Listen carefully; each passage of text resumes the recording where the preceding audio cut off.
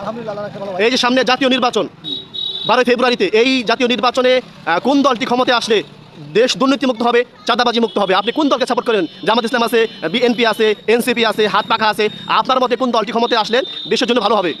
ভাই আমি মনে করি এই দেশে স্বাধীনতার পক্ষে যারা ছিল, হ্যাঁ, তাদের হাতে এই দেশটা রক্ষা করা ভালো হবে এবং তারাই আসলে ভালো হবে।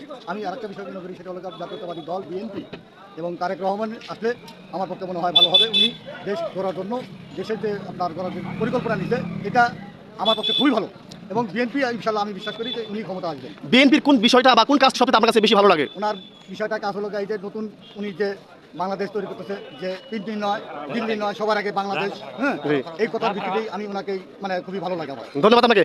ভাই সামনে নির্বাচন, এই নির্বাচনে কেমন আছেন বড় ভাই? এই যে সামনে জাতীয় নির্বাচন, এই জাতীয় নির্বাচনে কোন দলটি ক্ষমতা আসলে দেশ থেকে দুর্নীতিমুক্ত, চাঁদাবাজি মুক্ত, সাধারণ মানুষ ভালোভাবে থাকতে পারবে? কোন দলটিকে আপনি সাপোর্ট করেন? বিএনপি রয়েছে, জামাত রয়েছে, এনসিপি রয়েছে। আমার তো মনে হয় যে বাংলাদেশে বর্তমান যে প্রেক্ষাপট অনুযায়ী বাংলাদেশ জাতীয়তাবাদী দল তারেক জিয়া আসলে মনে হয় ভালো হয়। বিএনপি আসে তাহলে জাতীয় খুব ভালো হবে, তাই আপনি সেটা মনে করছেন?